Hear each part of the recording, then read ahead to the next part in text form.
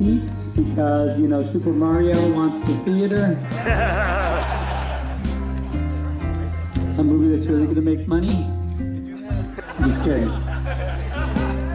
Not pure passion like this. That's right. The whole weekend has been a huge success because of you guys, and so thank you so much. And thanks for my amazing group of volunteers and friends that have done a great job making us, you know, this whole thing possible. Because it doesn't just like, obviously, you know, we show up and they play it, so it's a little bit, teeny bit hard. But again, thank you guys, and we'll talk some more afterwards. So, what do you think?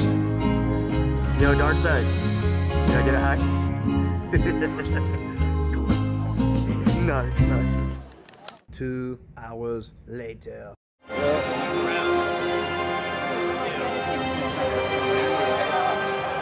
Halfway there.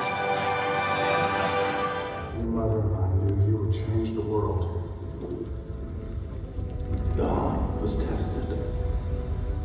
I know it's been hard, Clark, but you gave hope to their world. You need to show them who you are. Love them, Cal, the way we loved you. Fly, son. It's time.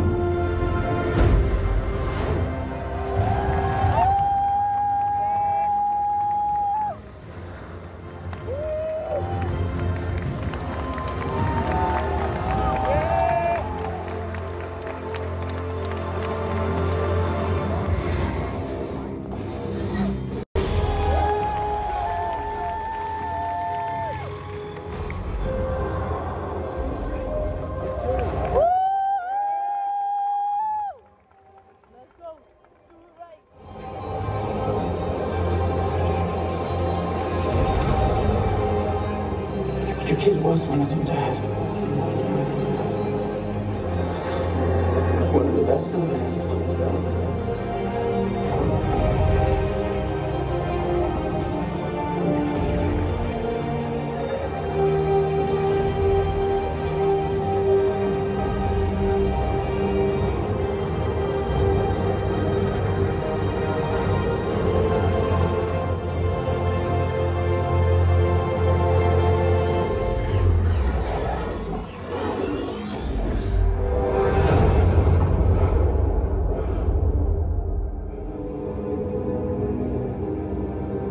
I'm not broken.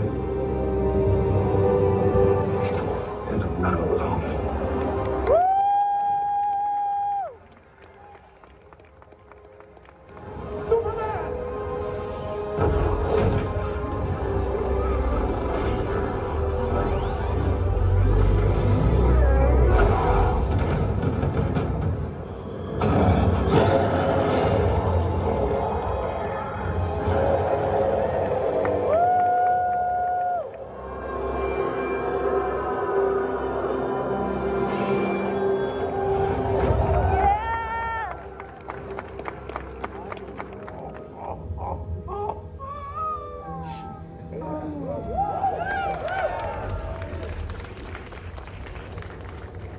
Well, I'll be in touch.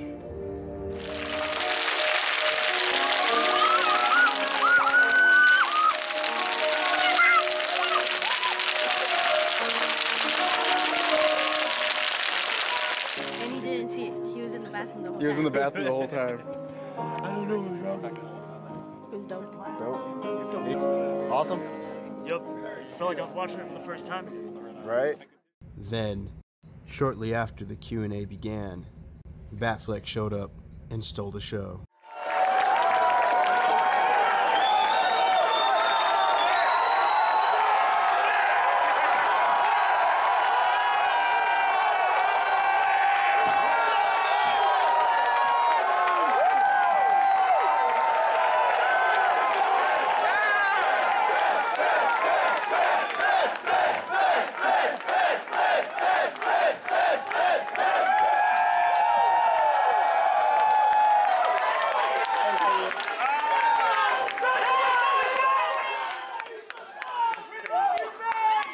Thank you very much.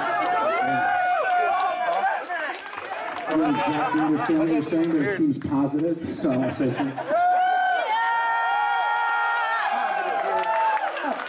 The work you and Chris Terrio accomplished in BVS and Justice League was simply brilliant.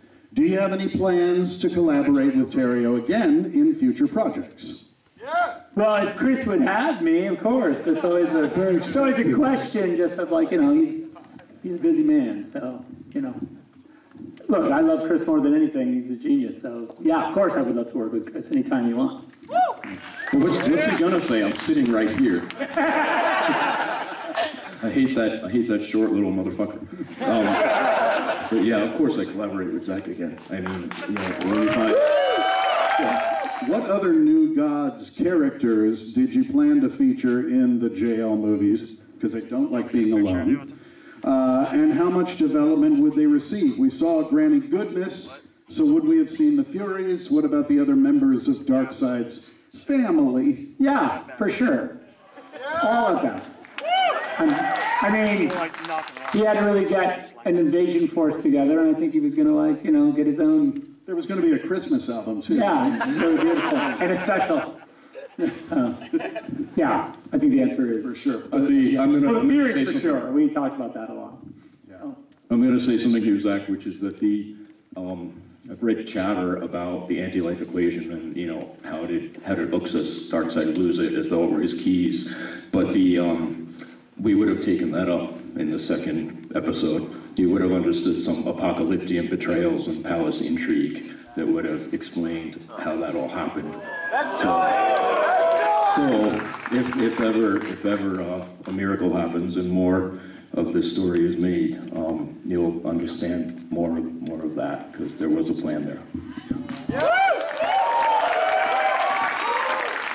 Cyborg's vision depicts Kilowog dead at the site of the Hall of Justice, but he's not with the Nightmare League in the sequence at the end.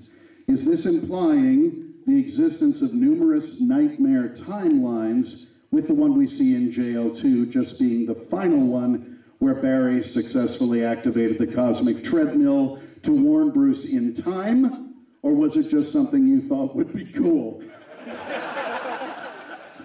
That's pretty fair. It's a pretty fair question. I would say that particular shot, the one, you know, in the flash moment where he sort of has all those visions of the future, that one I think is more impressionistic than the actual hard timeline that you see in the final sequence. So I think that's probably the answer, is that he's seen, I would say, a more metaphorical vision of the future than an actual hard reality in that one sequence. Well, I would like to give the most time to you guys as far as questions and things like that. Now, did we have mics set up, or am I being Phil Donahue? Zack Snyder, would you be overjoyed if your stories were able to continue in any form, even if it was on a third party outside of WBD? That's a good question. I think it's fair and it's exciting. And look, I love the world, and obviously I've not put a small amount of effort into this mythology. Would I be interested in whatever medium or whatever way these ideas would continue? Of course I would. But yeah. But yeah, and in the meantime, His answer was that he definitely was interested, but there definitely is nothing going on right now either. Someone else also got to ask Ben Affleck about his canceled The Batman. And talk to Zach about that. And I think there's my plan for continuing on in this character. At a certain point, I got to and kind of found that I thought I wasn't really, you know, I just felt like, well, I wasn't quite sure if it worked or jived. And I felt like if you have a character like this and you kind of take that on, you want to go forward, you better really be sure and understand it and be confident. And certainly as a director, you kind of have to be the last person interested in the movie when everyone else. Another interesting part about this Q&A was hearing more about the speed force scene, or at the speed of force scene at the end of the movie when Barry travels back in time, and we got a little bit more light on that and how it came to fruition. What's especially that he's talking about, I mean, the Flash running back time sequence you're talking about is per se, or whatever. Possibly. Our inspiration was Cher, right? Mostly, yeah. You can turn back time. You guys have heard the song. So their inspiration was Cher. Go, Jody. Well, no, I have to say, and they introduced me as the additional editor because I was standing on the shoulders of a very great editor, David Brenner. And then we had Carlos Castillon keeping it safe and warm for the time when Zach was away from the project, and I was lucky enough to come on and be the one to help realize his unicorn, bring it, let it get born. So many of the scenes were already formed when I came on, and I mainly worked with that material, and that's why I was trying to throw it to DJ, because that particular scene already existed when I came on, the Time Warp scene. But the Time Warp... Amazing. Well, the Time Warp... Amazing! Okay, I agree, it's amazing. But my memory is, it existed because, can I say that? Because we made it exist alongside it wasn't a version of the movie where it didn't exist. It wasn't supposed to exist. Like, of course, we had a big, argument. There was a time when the discussion of whether or not to have Flash run time back was a big, the studio didn't want to do that bit. There was but anyway, so it was difficult. We had to manufacture, it was almost one of these things where I had said, look, let me show you it, and it'll be cool, and you guys are going to want to do it. And they said, okay, cool. And, well, they were confused. They were confused, yeah, there was a lot of confusion.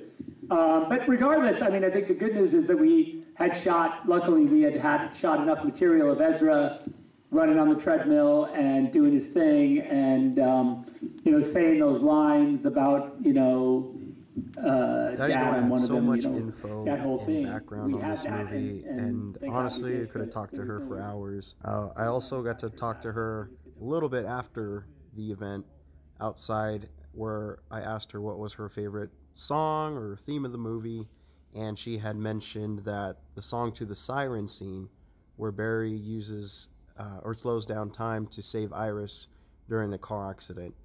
She had just given a little bit of backstory on the song and what it meant with the scene, and how when you see love at first sight, everything stops, time stops. Little things like that, I mean, like that.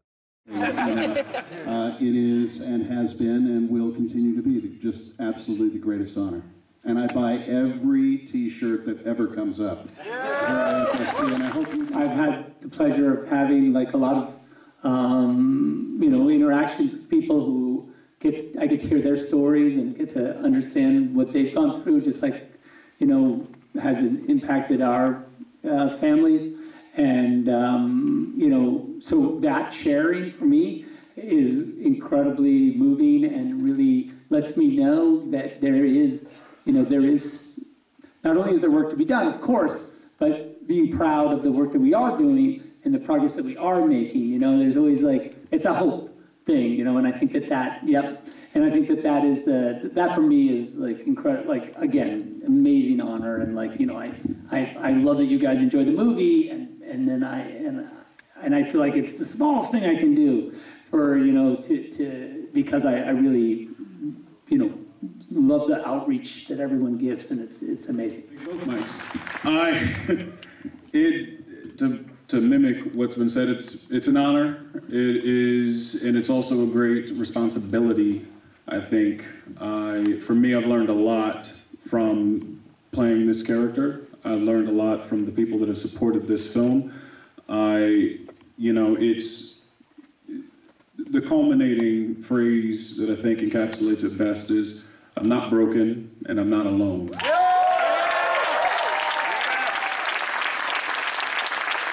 And in myriad ways, you guys have shown me and one another that you are not alone, and that anything is possible when you put the collective together to go ahead and tackle a problem.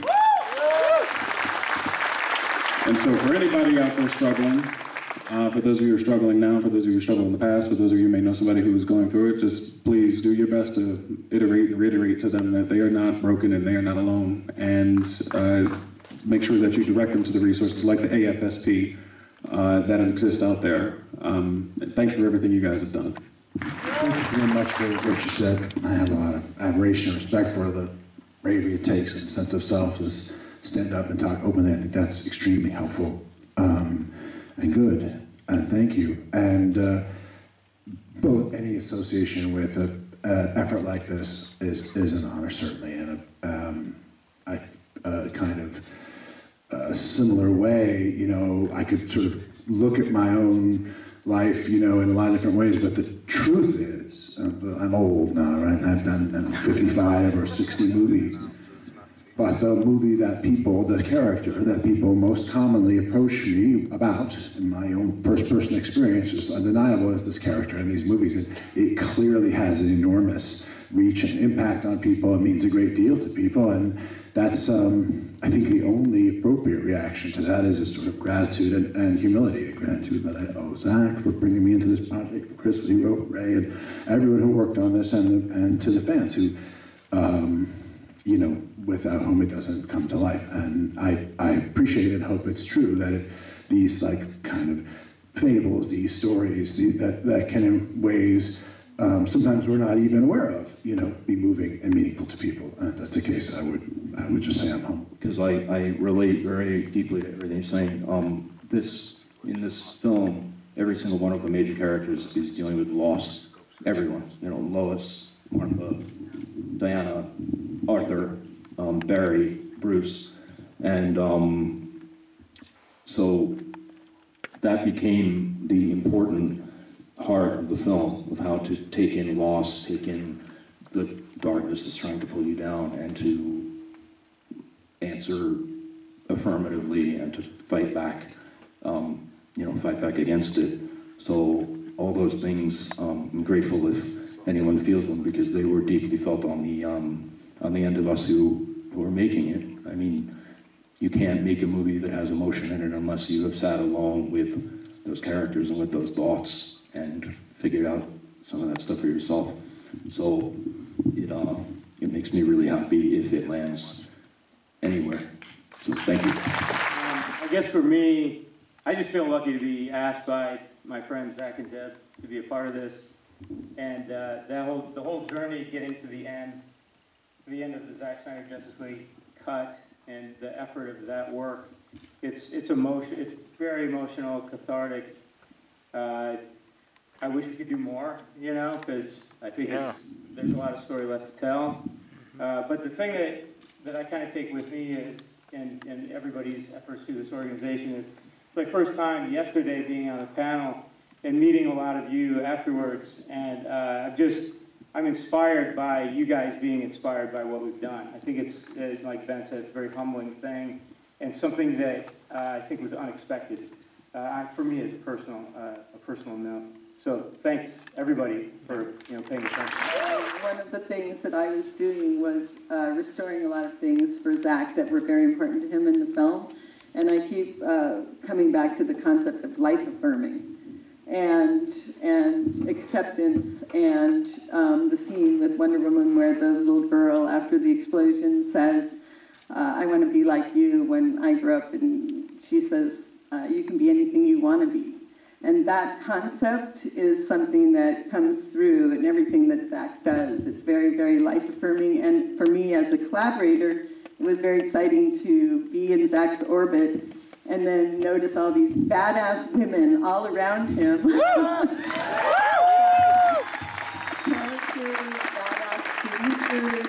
Badass first ADs, all women who are just embraced by him and really a huge part of the process, and I feel fortunate to be one of those half badass women. Full badass, half badass, that's funny.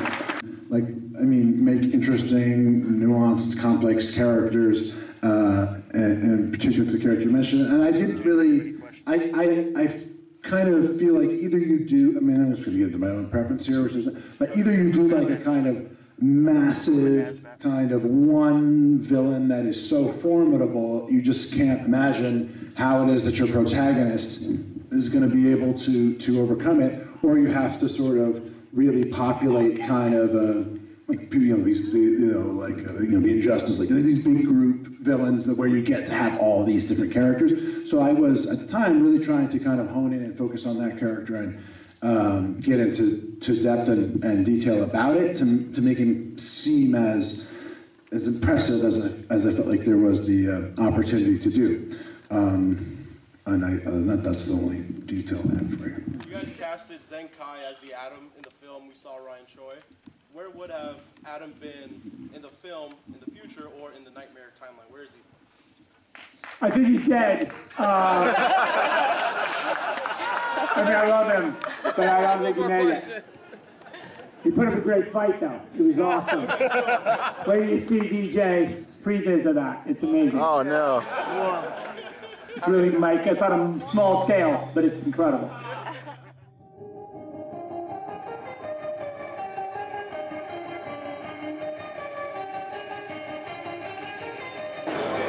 That's a cool shirt. Thank you very much. What'd you think of the movie? Well, it was Seeing it, dude. I mean, whether it was the first time or the 100th time, like most of us do, it's incredible each time. And then I thought they might have had to get a life flight out for me when Ben showed up, though. Might not have made it. That was insane. That was surreal. You know? And to be a part of how many people who've seen it on IMAX, you know, it's incredible. Great time being here, man.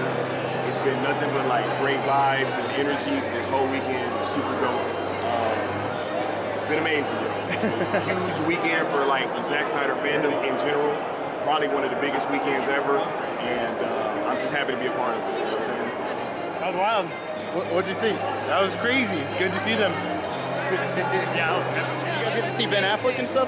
Oh, on? You hear him? It was amazing. The film in the original aspect ratio is meant to be seen in. Yeah, yeah. It's truly, like, that's how that piece of art is meant to be seen. So I'm really happy that it was made possible, that it was for a good cause, too. It was great. Well, we were in the very front row because we showed Really? it on accident. I thought it started at 2. What? It was great. Seeing it so large, it's crazy. On the big screen from literally like. It was the closest we were going to get to seeing it. Yeah. I don't know where to start, man. It's a dream.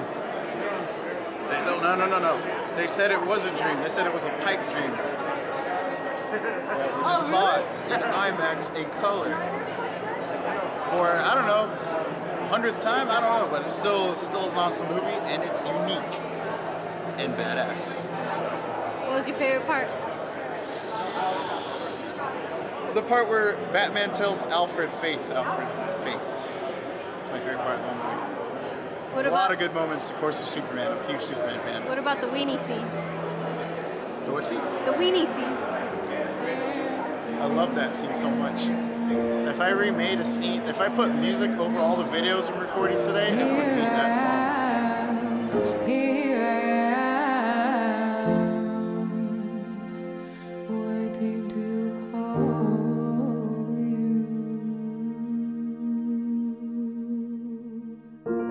you. Did I dream you dreamed about me? That is Henry Cavill right there. You see the camera? That's Henry Cavill. That's Andy. Raph, you suck. Raph should have been here. Raph should have been here. Raph should have been here.